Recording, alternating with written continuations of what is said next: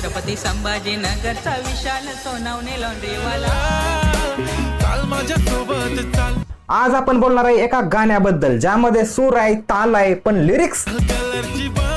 आता मी या गाण्यावर काही टीका टिप्पणी करायच्या आधी माझी संजू राठोडच्या फॅन्सना हात जोडून कळकळीची बुंदी वाढून विनम्रतेची विनंती आहे। व्हिडिओ बघून जरी तुम्हाला राग आला तरी माझ्या व्हिडिओच्या कमेंट सेक्शन मध्ये कृपया लाल बांगड्या घालून कोणी शेके शेके डान्स करायची अजिबात सुद्धा गरज नाही। तुमच्या माहितीसाठी सांगतोय, संजू राठोड आणि ओंकार बल्लाळ अतिशय चांगले मित्र आहेत। तर या बघूया कवींना काय म्हणायचंय। लाल लाल कलरची बांगडी, बांगडीचा कलर लाल। यामध्ये लेखक कर्तरी प्रयोग आणि कर्मणी प्रयोग शिकवायचा प्रयत्न करतायत। यापुढे ते म्हणतायत, चाल माझ्यासोबत चाल, नाच माझ्यासोबत चाल। नाही, मला सांगा, तिच्या बांगडीचा कलर लाल आहे म्हणून तिने तुमच्यासोबत नाचायचं, तिने तुमच्यासोबत चालायचं काय गरज चालली नाही, का चालायचं?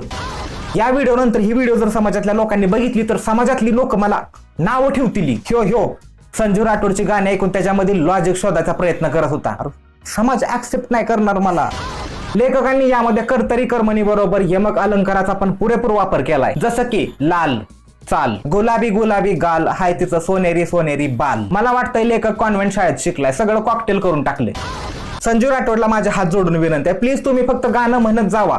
लिहायच्या टायमिंगला ते यमक जुळवायचा जे प्रयत्न तुम्ही करताय त्यासाठी तुम्ही त्या गौरवकडे पाठवत जावा। कळशीत कळशी मॅन, कळशीत कळशी।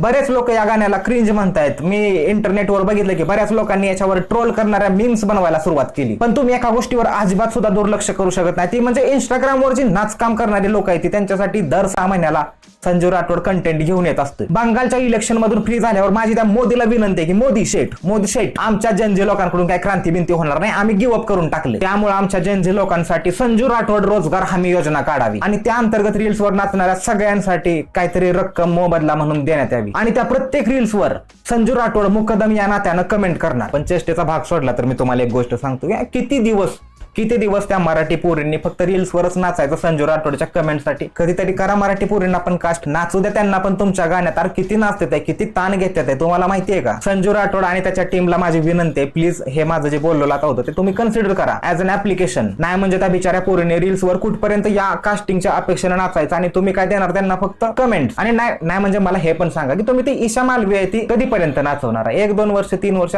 प्रत्येक गाण्यात तिलाच नाचवायची काय गरज आहे? आपल्याला पोरी नाचवाला का? सोडून द्या, नाचा तुम्ही लाल लाल।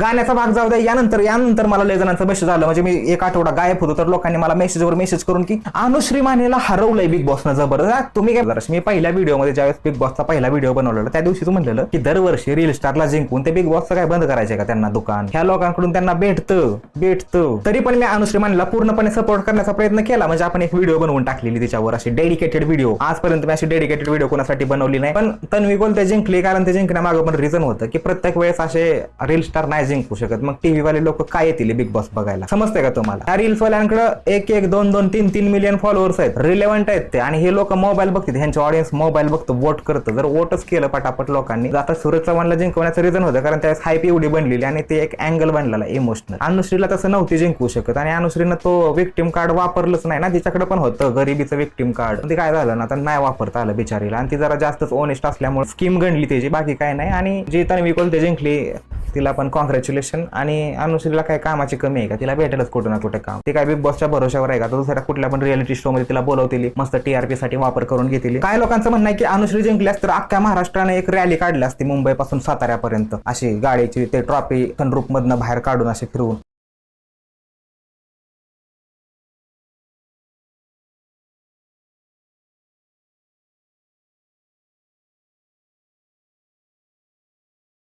आणि जे तन्वी कोलते ती जिंकली, तिनं फक्त त्याच्या बिल्डिंग खाली सेलिब्रेशन केलं। अरे ह्याच्यापेक्षा जास्त लोक तर आमच्या पोरांचं बट चौकात जमा होती, तलवारीनं बड्डे खाप जाऊ द्या, पण काय करायचं? बिग बॉसची ट्रॉफी आहे, बिग बॉसची ट्रॉफी। आपल्या इथं जे चौकात केक कापते ती पोरं, त्याची पण व्हॅल्यू बिग बॉसच्या ट्रॉफीपेक्षा जास्त आहे, असं जर कम्पेअर करायचं म्हणलं। बाकी तुम्हाला खरं सांगतो, या वर्षीचा जो बिग बॉसचा सीझन होता तो फक्त रितेश देशमुखचा राजा शिवाजी पिक्चर येणार आहे तो प्रमोट करण्यासाठीच ठेवलेला। आणि हे जे लोक आहेत ते कमेंट सेक्शन मध्ये रडणारे, अनुश्रीलाच हरवलं, तन्वीलाच का जिंकवलं, हे सगळे जे कमेंट करणारे ऑडियन्स आहे बिग बॉसचं, हे फक्त 2-3 महिने शिवाय देतं त्या बिग बॉसला की आमच्या वोटिंगचा काय फायदा, आमच्या मनाविरोध झाले। परत दुसरा सीझन आला ना पुढचा, 7वा सीझन आला की परत झालीच पुढं टीव्हीच्या पुढे जाऊन अशी बसणार। 18 मधल्या कोणाला सपोर्ट करू आता, कोणाला बाप बनवू, कोणाला आय बनवू? तुम्ही नाही सुधारणार. बिग बॉसला पण माहिती आहे ना त्या मेकर्सला की बिग बॉसचं ऑडियन्स काय लेवलचा काय क्वालिटी आहे त्याची. थोडा विषय सोडून द्या, लय मनावर घेऊ नका. आपल्याला लय काम माहिती, लय कामं करायला लागते ती आयुष्यात. बिग बॉसचं खूप वर्ष मनावर घेता, ते जिंकली गेली, त्यांच्या कामाला त्यांची सुरुवात झाली. तुम्ही पण मूव ऑन व्हा. आता मला प्लीज डीएम करू नका. यानंतर अजून एक घटना घडली. तो बागेश्वरवाला बुवा आहे, तो बुवा छत्रपती शिवाजी महाराजांना काहीतरी म्हणला. बघूया काय म्हणला. करो, ये मुकुट संभालो, आप ये राजपाट आप संभालो, आपकी आज्ञा से ही हम चले, अब हमसे चला नहीं जा रहा. आता ह्या बुवाला काय वाटलं की ह्यो काय पण भाकळ, आणि महाराष्ट्रातल्या लोकांना वाटेल की जाऊ द्या सोडून देऊया, ह्यो लय मोठा बुवा नाही का, म्हणजे हा एकदम अशा चिट्ट्या बिट्ट्या काढतो, त्यात आपलं भविष्य दाखवतो. त्यामुळे त्याला काय वाटलं ना, लोक माझे रिस्पेक्ट करतील कारण मी एवढा मोठा बाबा आहे ना. अरे पण तो बाबा विसरला की तू छत्रपती शिवाजी महाराजांना बोलतोय, तू असं कसं सोडतील तुला. मग आपले जे ऍक्टिव्हिस्ट लोक आहेत ते ऍक्टिव्ह झाले आणि त्यांनी त्याला माफी मागायला लावली. हम उनकी अवमानना तो दूर की बात है, स्वप्न में भी कोई निंदा करे तो हम सुन भी नहीं सकते. हमारा 1% भी इस प्रकार का कोई मत नहीं था, ऐसा कोई विचार नहीं था. या माफीत सुद्धा समाधान होण्यासारखं दिसत नाही, समाधानकारक स्थिती नाही की तू असं लोटांगण घालून माफी मागायला पाहिजे होती. असं म्हणजे स्वारीचा भाव ते असं ना, माफी मागण्याचा भाव तुझ्या चेहऱ्यावर दिसलं पाहिजे. तर सगळं परत कर.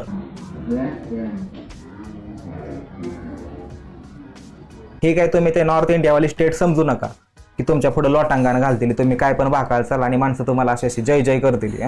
पुरोगामी महाराष्ट्र आहे, पुरोगामी समजतं का तुम्हाला. पुरोगामी महाराष्ट्र, पुरोगामी शब्दाचा अर्थ पण तुम्हाला समजणार नाही. काय लोक अशी ह्यांना सपोर्ट करतील की तुम्ही ह्यालाच बोलू शकता, त्याला का नाही बोलला, त्यालाच बोलू शकता, ह्याला का नाही बोला. अरे ओव्हरऑल ती गोष्ट चुकीची आहे. आपल्याला ते कल्चर महाराष्ट्रात नाहीच पाहिजे. आपल्याला ह्या जर विषयावर जर तुम्ही ठाम राहिला तर काय फरक पडतोय सांगा तुम्ही. कोण कोणाला बोलतंय, कोण कोणाला नाही म्हणतोय. शहाण्याला शब्दाचा आणि याड्याला चेपलीच असं काहीतरी मराठीत म्हण आहे ना. मग हे असले जर तुम्ही म्हणताय ना की हे शहाणे आहे, तर ह्यांना कळलं पाहिजे शब्दानं. त्या चेपलीला ज्यांना चेपलीचा कळतोय त्यांना चेपल्या टाकायलाच लागते कधी ना कधी. हे जाऊ द्या, हे सोडा. हे मॅटर मिटला नव्हता तोपर्यंत अजून छत्रपती शिवाजी महाराजांवर अजून एकाने टीका टिप्पणी केली काहीतरी, ते पण बघूया. शिवाजी राजा हे बुद्धिस्ट होते, त्यांचा बुद्ध लेणीमध्ये जन्म झाला, वरती नाही रिकाम्या जागी.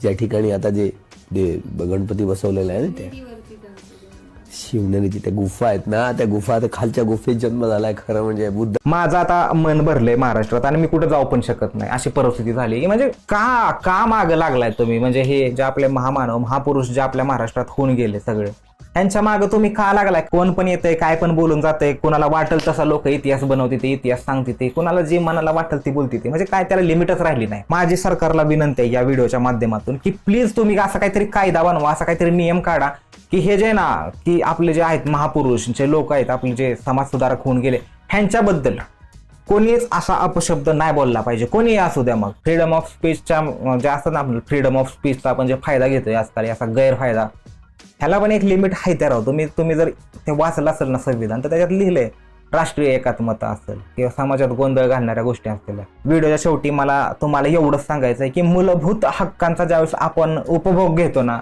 त्यावेळेस त्यासाठी मूलभूत कर्तव्य पण असतात जे आपल्याला पाळायचे असतात, त्याचं पण भान असलं पाहिजे. बाकी तुम्हाला समजतंयच आणि कोणाला हेट नाही. उगाच कोणाच्या फॅन्सने तर माझ्या कमेंट सेक्शनमध्ये शिव्या देऊ नका प्लीज. मी शिव्या खाऊन थकलोय, माझं पोट भरलंय. धन्यवाद. लावा गाणं.